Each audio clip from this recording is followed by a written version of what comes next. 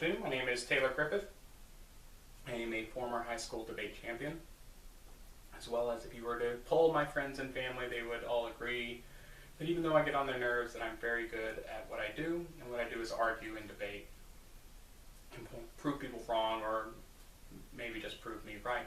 Really, before we get into the presentation, I'd like to show a little clip that I found from an excellent movie. If you haven't seen it, it's called Thank You for Smoking, starring Aaron Eckhart.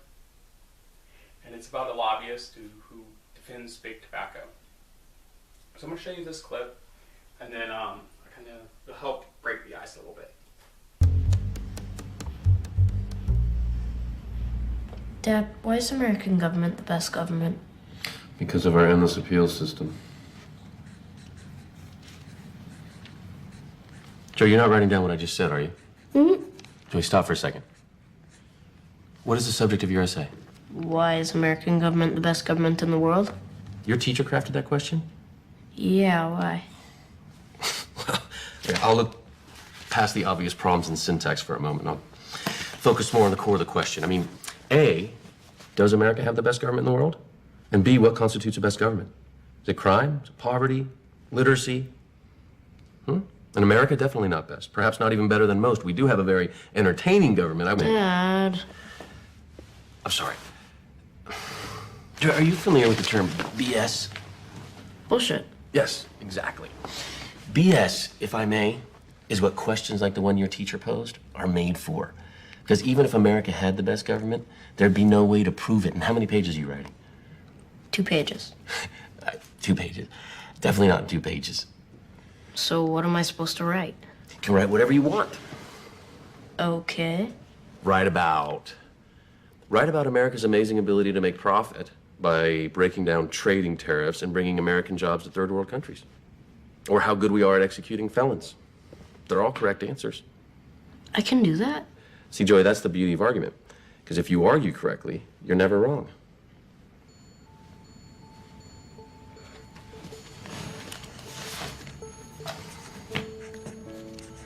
Dad, if I finish this essay within an hour, can we stay up all night? That's a negotiation, not an argument. Okay, that video clip shows, and it really illustrates when you're debating or arguing or trying to prove a point or prove someone wrong, just how fantastic arguments can be.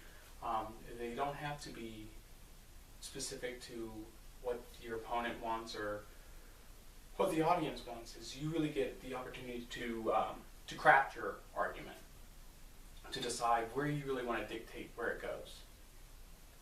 And as we go through this presentation, I will show you some skills that I've used, some general tips, as well as a few pointers and the do's and don'ts of arguing either friendly or competitively.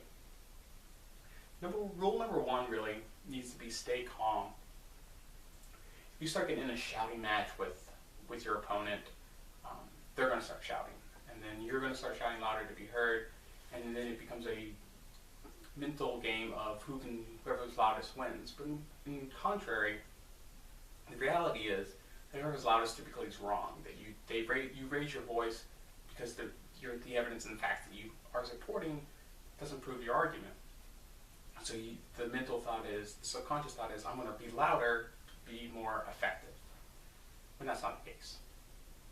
So you really want to stay calm and soft-spoken.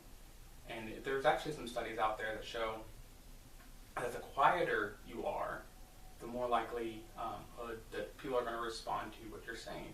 They have a perceived notion of intelligence and confidence when you speak in a low, even tone. So that's really rule number 1. Rule number 2 is when you're arguing, is to really try to use facts or have evidence. And don't make up stuff, because when you make up stuff, people can call you out on it, and if you give them some ammo, they're just going to bombard you with it. And they already have enough fuel up to the fire, so don't give them more bullets for their gun. And I kind of skipped over at the beginning.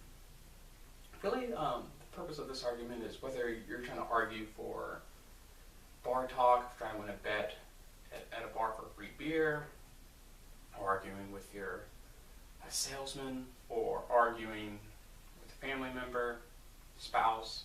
No one ever does that.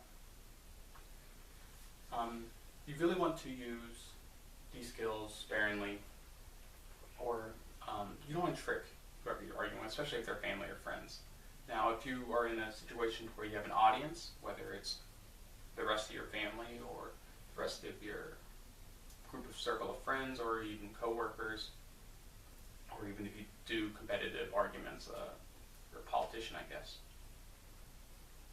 So some of the skills and tips I'll kind of show back and forth whether you're arguing one-on-one and there's no audience, or whether you're arguing with somebody and then there is an audience, because your tactics will change.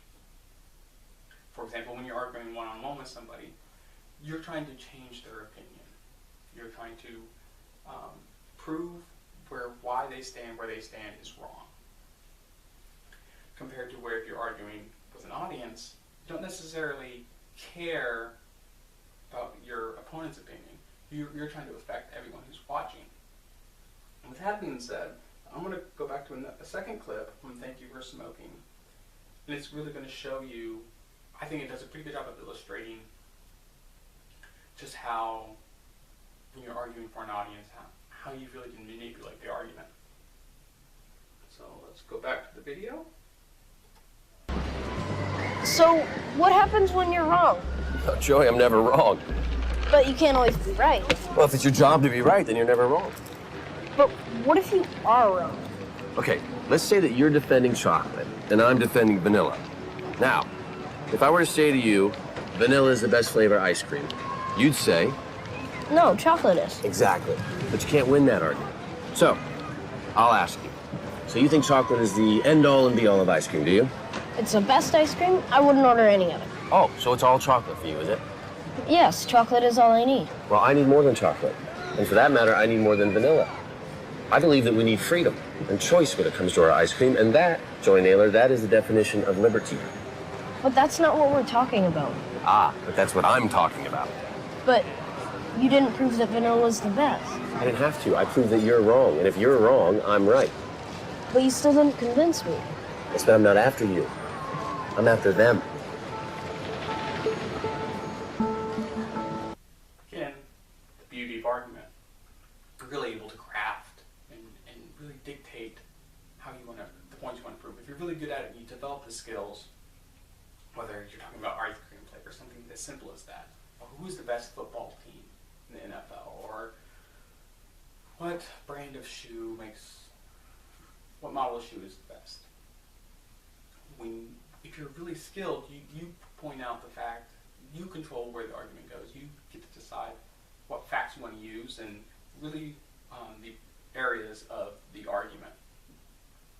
That's more in a, I guess, less constructed environment. Now, if you're whether you're a high school student in debate class, or you're arguing at a conference, those may be a little more constructed. You may have to stay in a specific area of rules and restrictions, and you don't want to veer off because you're paid or you're competing to prove a specific point.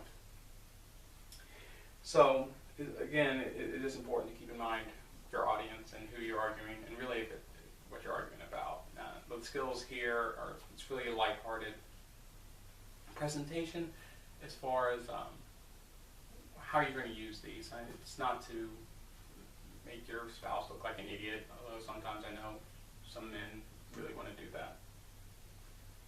Remember, happy wife, happy life, guys. So you want to be careful with that.